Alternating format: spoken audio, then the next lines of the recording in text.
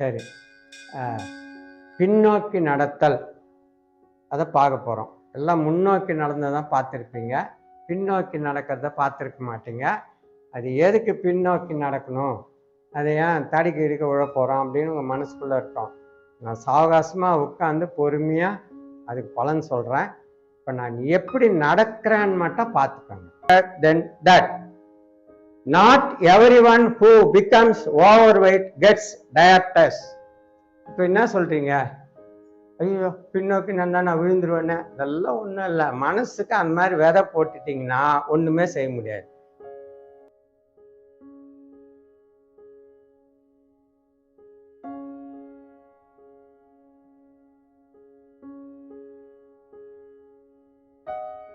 அனைவருக்கும் அன்பான வணக்கம்.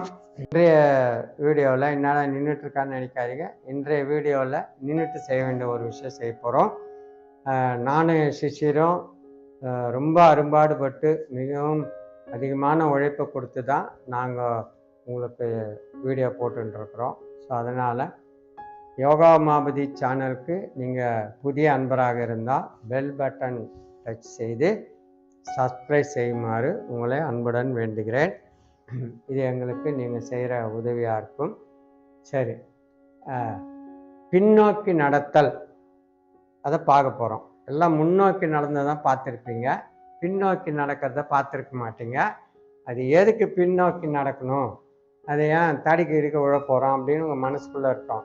நான் சாவகாசமாக உட்காந்து பொறுமையாக அதுக்கு பலன் சொல்கிறேன். இப்போ நான் எப்படி நடக்கிறேன்னு மட்டும் பார்த்துக்கோங்க, சரியா? சரி, முன்னோக்கி நடக்கிறது கொஞ்சம் அலட்சியமாக நடக்கலாம், காலை எப்படி ஒன்றா வைக்கலாம். பின்னோக்கி நடக்கும்போது காலு கொஞ்சம் அகலமாக வைங்க. ஆரம்ப காலத்தில் மெதுவாக போங்க, ஆரம்ப காலத்தில் மெதுவாக போங்க. சார் இதெல்லாம் பார்க்கெல்லாம் போக முடியாதா சார் அப்படின்னு நினைப்பீங்க. அதான் நான் என்ன சொன்னேன், பலன் சொல்லும்போது விளக்கமாக சொல்கிறேன். இப்போதைக்கு நீங்கள் ஆரம்ப காலத்தில் நீங்கள் இப்படி மெதுவாக போங்க, கீழே குஞ்சு கூட பார்த்துக்கங்க. இன்னும் உங்களுக்கு பயமாக இருந்துச்சுன்னு வச்சுக்கோங்க, என்ன பண்ணுங்க, நீங்கள் நடக்கிற தூரத்துக்கு நடுவில் ஒரு சேர் சும்மா வச்சுக்கோங்க. அப்படி தடுமாறுற மாதிரி இருந்தால் டக்குன்னு அதை பிடிச்சிக்கோங்க. 2 சேர் கூட அந்த மாதிரி பக்கத்தில் வச்சுக்கின்னு மெதுவாக இப்படி பின்னோக்கி நடங்க. அப்புறம் கொஞ்ச நாள் பொறுத்து கொஞ்சம் காலை கொஞ்சம் அகட்டி வச்சு கொஞ்சம் வேகப்படுத்துங்க, கொஞ்சம் அகட்டி வச்சு கொஞ்சம் வேகப்படுத்துங்க. கையெல்லாம் ஆட்டணும்னு அவசியம் இல்லை. நீங்கள் ஆட்டினாதான் உங்களுக்கு நடக்க முடியுமா? நான் முன்னோக்கி நடக்கும்போது ஆட்டி பழக்கம், ஆட்டிக்கிங்க, ஒன்றும் தப்பு இல்லை. ஆனால் நீங்கள் முன்னோக்கி நடக்குது எப்படி வேணா கால் வைக்கலாம், இதில் கொஞ்சம் அகலமாக கால் வைங்க. நீங்கள் ஒருவரோட கால் வைக்கும் போதும் இது பாருங்க, இந்த இடம் இருக்கு இல்லையா, அதை விரிச்சு விரிச்சு வைங்க. அது ரொம்ப முக்கியம். 2 காலுமே ஓகேவா? இது பாருங்க, இந்த 2 காலும் நீங்க பின்னோக்கி நடக்கும்போது அப்படி அப்படி அப்படி ஒரு அடி வைக்கும் போதும் அந்த முட்டியை பின்னாடி தள்ளணும், இந்த பக்கம் ஜிவுன்னணும், அந்த மாதிரி நடங்க. அது ரொம்ப முக்கியம், சரியா? சரி, இப்போ கொஞ்ச நாள் பொறுத்து என்ன ஆகும்னா, நீங்க பின்னோக்கி நடக்குது ஒரு கஷ்டமாவே தெரியாது, ஓகேவா? அதை நான் இப்போ நிரூபிக்கட்டுமா? ஏன்னா உங்களுக்கு பின்னோக்கி நடந்து விழுந்துட போறோம்னு ஒரு பயம் இருக்கும். இது பாருங்க, புக்கு படிச்சுக்கிட்டே பின்னோக்கி நடக்கிறேன். அப்போ பார்த்துங்க, இது பாருங்க, இது தமிழ் புக்கு. என்ன இது பாருங்க, முதுமை ஒரு வரம். ஆனால் நான் தமிழ் படிக்க போறதில்ல. இது பாருங்க, ஸ்டாப் டயாபிட்டஸ், இதுதான் படிக்க போறேன். எதுக்குன்னா தமிழ் படிக்கிறது கொஞ்சம் ஈஸி இல்லையா? அப்போ இங்கிலீஷ் படிக்கணும்னா நான் இதுல கவனம் வைக்கணும். அப்போ இதுல கவனம் வச்சா படிச்சாலும் நான் நடக்கிறதுல தடுமாற்றம் இல்லை அப்படின்றத உங்களுக்கு நிரூபிக்கணும்ல, அதுக்காக கவனிங்க. இதுக்கு தலைப்பு என்ன தலைப்புல வருதுன்னா, ஃபர்ஸ்ட் தலைப்பை படிச்சுட்டு அப்புறம் போறேன். The cause of type 2 diabetes is not completely understood. இப்போ இந்த தலைப்புல மேட்ரு படிக்கிறேன். No one is certain which of these factors is the most likely to cause type 2 diabetes. Is it the increase in total calories, the increase in fat consumption, the increase in refined carbohydrate consumption, the increase in stress, the decrease in exercise, or a combination of several or all of these factors? When people increase their total food intake and reduce their activity level, they usually gain weight. Thus, the increase in diabetes rates usually goes along with an increase in obesity. Some people thus think that obesity causes diabetes. However, as I'll explain later, the situation is more complicated than that. Not everyone who becomes overweight gets diabetes. இப்போ என்ன சொல்றீங்க? ஐயோ பின்னோக்கி நான் விழுந்துருவேன்னு. அதெல்லாம் ஒன்றும் இல்லை. மனசுக்கு அந்த மாதிரி விதை போட்டுட்டீங்கன்னா ஒன்றுமே செய்ய முடியாது. ஆங்கிலம் படிக்கிறது தமிழோட கொஞ்சம் கஷ்டம்.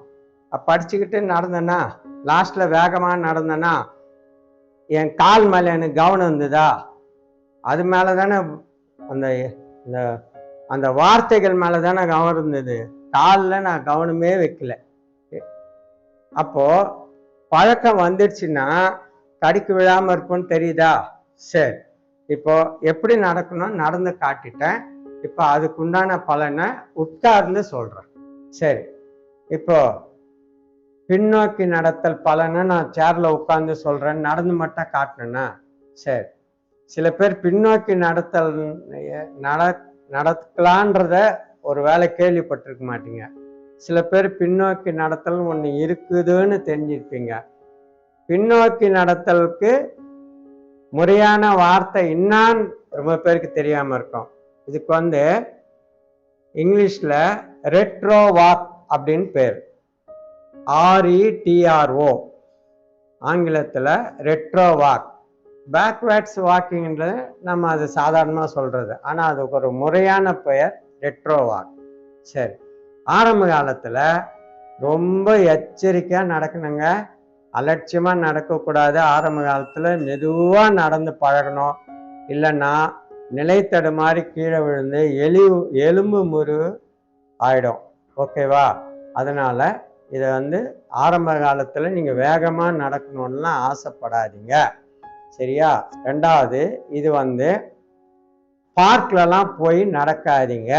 பார்க்லலாம் போய் பொது இடத்துல நடந்தா அவங்க கை வீசி முன்னோக்கி நடக்கிறவங்க, வேகமா நடக்கிறவங்க, உங்களை பிடிச்சு தள்ளிடுவாங்க. வேணும்னு இடிக்க போறல. அப்படி நீங்க பின்னோக்கி நடக்கும்போது கொஞ்சம் பேலன்ஸ் இல்லாத மாதிரி நடந்துன்னு இருப்பீங்க. அப்போ அவங்க கை வீசி நடக்கும்போது உங்களை இடிச்சா விழுந்துடுவீங்க. அதனால இதை பொது இடத்தில் பார்க்லலாம் போய் நடக்க கூடாது. அப்ப எங்கதான் சார் செய்யறது அப்படின்னா, உங்க வீட்டு மொட்டை மாடியில பயிற்சி செய்யுங்க. இல்லை சார், எங்க வீட்டு மொட்டை மாடியில கச்சாமுச்சான் சாமான் போட்டிருக்கோம், அது ஒரு 4 பேருக்கு சொந்தமான இடம், அதுல சுத்தமா வேற இருக்காது, பாசிலாம் பிடிச்சிருக்கோம், சரிகிரிக்கு விழுந்துருவேன் அப்படின்னா ஒன்றும் பிரச்சனை இல்லை. உங்க வீட்டு ஹாலில் நடங்க. அதுக்கு 10 ஹாலாக இருந்தால் கூட பரவாயில்ல. கொஞ்சம் பொருளெல்லாம் கொஞ்சம் ஒதுக்கி வச்சுட்டு அந்த ஹால்லையே நடங்க. சரியா? சரி, கொஞ்ச நாள் மெதுவா எச்சரிக்கை உணர்வோடு பயிற்சி செய்யுங்க. இன்னொரு தடவை சொல்லிட்டேன் நான். அதுக்கப்புறம் கொஞ்சம் வேகம் எடுத்து நடங்க. சரி, நான் ஆரம்ப காலத்தில் நடக்கிறவங்க ஒரு சேர் பாதுகாப்புக்கு வச்சுக்கோங்கன்னு சொன்னேன்னா, அந்த மாதிரி ஒரு சேர் கூட பாதுகாப்புக்கு வச்சுக்கோங்க. சரியா? சரி, அது அப்படி தடுமாற்றமா இருந்தா டக்குன்னு குடிச்சுக்கோங்க. சரி, இப்ப பலன்கள் பார்ப்போமா? பலன்களை ஒரே வார்த்தையில் சொல்லணும்னு எதிர்பார்த்தீங்கன்னா 1 கிலோமீட்டர் பின்னோக்கி நடந்தால் 5 கிலோமீட்டர் முன்னோக்கி நடந்ததற்கு சமமான பலன் கிடைக்கும். ஆச்சரியமா இருக்குதா? சொல்லும்போது நான் ஏதோ பொய் சொல்ற மாதிரி தான் உங்களுக்கு தெரியும். நடங்க. நீங்க பயிற்சியே செய்யாம நான் சொல்றது பொய்ன்னு நீங்க நினைச்சீங்கன்னா அது எந்த வகையில நியாயம்? ஓகேவா? நடந்து பாருங்க. நடந்து பார்த்தீங்கன்னா தான் நான் சொல்றது உண்மைன்றது தெரியும். அப்போ 4 கிலோமீட்டர் தூரம் நடக்கிற நேரம் மிச்சமாகுதா? மீதமாகுதில்ல. அப்போ உங்களை அதுக்காக 2 கிலோமீட்டர் தூரம் பின்னோக்கி நடக்க வேணாம்னு சொல்ல, நடந்து 10 கிலோமீட்டர் முன்னோக்கி நடந்த பலன் அனுபவிங்க. நான் சொல்ல வர்றது 1 கிலோமீட்டர் பின்னோக்கி நடந்தீங்கன்னா 5 கிலோமீட்டர் முன்னோக்கி நடந்த பலன் கிடைக்கும் தானே சொல்றேன். அப்போ 4 கிலோமீட்டர் நீங்க முன்னோக்கி நடக்கிற நேரம் மிச்சமாகுது இல்லையா? அப்போ அந்த நேரத்துல வேற ஏதாவது ஒரு வேலை செய்யலாம் இல்லையா? நல்லா புரிஞ்சுக்கங்க. ஏதாவது சாதனை புரியணும், சாதனை செய்யணும் அப்படின்னு நினைப்பவங்களுக்கு 1 நிமிஷம் கூட பொண்ணானது. ஓகேவா? ஏதோ இன்னைக்கு சாப்பிட்டோமா, நாளைக்கு டாய்லெட் போனோமா, 3 வேளை இன்னைக்கு சாப்பிட்டா டாய்லெட், இன்னைக்கு பொழுது போச்சா, நாளைக்கு பொழுது போச்சா, ஏதோ சீனியர் கற்றுக் கொடுத்ததே செஞ்சுட்டு சேரை தேய்ச்சிட்டு வந்துடுவோமா ரிட்டையர் ஆகிற வரைக்கும். அவங்களுக்கு அந்த 1 நிமிஷம்லாம் பொண்ணா தெரியாது. ஏதாவது மனுஷனா பிறந்ததுக்கு ஏதாவது ஒரு சாதனை பண்ணணும். என்ன, யாரோ நைட்டுக்கு ராவம் பகலாம் கண்ணு முழிச்சு கண்டுபிடிச்ச டியூப் லைட்டை நான் யூஸ் பண்ணுறேன், யாரோ ராவம் பகலாம் கண்ணு முழிச்சு கண்டுபிடிச்ச ஃபேனை யூஸ் பண்ணுறேன், யாரோ ராவம் பகலாம் கண்ணு முழிச்சு கண்டுபிடிச்ச ஃப்ரிட்ஜு யூஸ் பண்ணுறேன். இந்த மாதிரி வீட்டில் எவ்வளோ பொருள், யாரோ கண்ணு முழிச்சு கண்டுபிடிச்ச டிவி யூஸ் பண்ணுறேன் அப்படின்னு நான் இந்த சமுதாயத்துக்கு ஏதாவது செய்யணும் அப்படின்ட்டு அவங்கவுங்க துறையில் அவங்கவுங்க சாதனை செய்யணும்னு நினைக்கிறவங்களுக்கு 1 நிமிஷம் கூட அவங்களுக்கு ஒன்று 1 மணி நேரம் மாதிரி 1 நிமிஷம் வீணாகிறத கூட அவங்க விரும்ப மாட்டாங்க. அதனால பின்னோக்கி நடந்தீங்கன்னா நீங்கள் நடக்கிற முன்னோக்கி நடந்தால் டைமை விட குறைச்சிக்கலாம். இப்போ முன்னோக்கி எனக்கு ஒரு 6 கிலோமீட்டர் நடக்கிற பழக்கம் இருக்குன்னா 1 கிலோமீட்டர் பின்னோக்கி நடங்க போதும். அந்த பலனாலே அதை விட அதிகமானவே பலன் கிடைக்குங்க. நீங்க முன்னோக்கி நடக்கும்போது நான் சொன்னேன்ல, இந்த பள்ளத்தை அப்படி கொஞ்சம் உள்ளுக்கு தள்ளி தள்ளி நடங்கன்னு. முன்னோக்கி நடக்கும்போது காலை மடிச்சு மடிச்சு தான் நடப்பீங்க. எப்படி பின்னோக்கி தள்ள முடியும்? விழுந்துடுவீங்க. முன்னோக்கி நடக்கும்போது நான் செஞ்சு காட்டின மாதிரி இந்த பள்ளத்தை ப்ரெஸ் பண்ணுங்க அப்படின்னு சொன்னேன்னா அது மாதிரி செஞ்சீங்கன்னா விழுந்துடுவீங்க. அப்போ இதை ஒரு சின்ன உதாரணம் தான் சொல்லியிருக்கேன் உங்களுக்கு. அப்போ அந்த பலன் கிடைக்குது இல்ல, 1 கிலோமீட்டர் நடந்தாலே போதும் உங்களுக்கு. அப்புறம் கால்களுக்கு கீழே இறங்கிய ரத்தம், ஓகேவா? சாதாரணமா காலுக்கு கீழே தானே போகுது ரத்தம், அது ஈஸியா மேல வரும். ஓகேவா? எப்படின்னா அந்த காப் மசில் சொன்னேன் இல்லையா, குட்டி இருதயம், அதுல இருக்க வால்வ்லாம் நல்ல ஸ்டிமுலேஷன் ஆகும் பின்னோக்கி நடக்கும்போது. அதனால உங்களுக்கு காலுக்கு கீழே போன ரத்தம் நல்லா ஈஸியா மேல வரும். அப்புறம் கால் மூட்டுல இறுக்கம் இருக்குது இல்லையா, அந்த கால் மூட்டு இறுக்கமெல்லாம் உங்களுக்கு சரியாகும். சரியா? அந்த இறுக்கம் போகும். அப்புறம் இந்த இந்த கால் மூட்டுக்கு பின்னாடி பள்ளம் இருக்கு இல்லையா, அந்த பள்ளத்துல இருக்கிற சதைகளுக்கெல்லாம் கூட நல்ல ஸ்டிமுலேஷன் ஆகும். உங்க முன்னோக்கி நடக்கும்போது அது இந்த சதைங்களுக்கு பயிற்சியே கிடைக்காது. பின்னோக்கி நடக்கும் பொழுதுதான் அந்த முட்டிக்கு பின்னாடி பள்ளத்துல இருக்கிற சதைக்கு பயிற்சி கிடைக்கும். சரி, அடுத்த பலன் என்னன்னு பார்ப்போமா? நீண்ட நாட்கள் லாங் டைமா இருக்கிற முதுகு வலி சரியாகும். ஆச்சரியமா இருக்குதா? இது வரைக்கும் பின்னோக்கி நடக்க 6 பலன் சொன்னேன். இப்போதான் ரொம்ப முக்கியமான பலன் சொல்ல போறேன், 7வது பலன். இது என்னன்னு கேட்டீங்கன்னா, இந்த 60 வயசுக்கு மேல ஆனவங்களுக்கு நடக்கும் பொழுது நிற்கும் பொழுது சில சமயம் அப்படி ஜர்க் ஆகும். பக்கத்தில் இருக்கவங்க ஊந்துட போற அப்படின்னு அவங்க பயப்படுவாங்க. பக்கத்தில் இருக்கவங்க ஓகேவா, சும்மா தான் நின்று இருப்பாரு, என்ன திடீர்னு அப்படி சாய்வாரு, என்ன ஆச்சு அப்படின்னு பக்கத்தில் இருக்க பயந்து அவரை பிடிப்பாங்க. அது மாதிரி நடக்கும்போதும் ஒரு ஒரு தடுமாற்றம் வரும். இந்த பின்னோக்கி நடக்கிறத 3 மாசம் அவரு ஒழுங்கா பயிற்சி செஞ்சாருன்னா ஒன்றும் வேணாம், 15 நிமிஷம் ரொம்ப 60 வயசு தாண்டவர் 15 நிமிஷம் என்ன எச்சரிக்கையா மெதுவா ஒரு 15 நிமிஷம் வேணா 2 சேர் வச்சுக்கிட்டு நடக்கட்டும். அப்படி தடுமாறாம இருந்தா சேர் பிடிச்சிட்டோம் டக்குன்ட்டு நடந்தாருன்னா, இல்லை செவ்வறு ஓரமா இடம் இருந்தா செவ்வறு தடுமாறினா டக்குன்னு செவ்வறு 15 நிமிஷம் 3 மாசம் செய்தாருன்னா அந்த தடுமாற்றம் காணாத போயிடும். சரி, தடுமாற்றம் ஏன் வருதுன்னு தெரியுமா உங்களுக்கு? மூளைக்கு போதுமான ரத்தம் போகலைன்னு அர்த்தம். அதுதான் தடுமாற்றத்துக்கு காரணம். மூளைக்கு சரியா ரத்தம் போகலை, அதுதான் தடுமாற்ற காரணம். அதனால அந்த தடுமாற்ற போகுதுன்னா என்ன அர்த்தம்? மூளைக்கு போதுமான ரத்தம் போகுதுன்னு அர்த்தமா?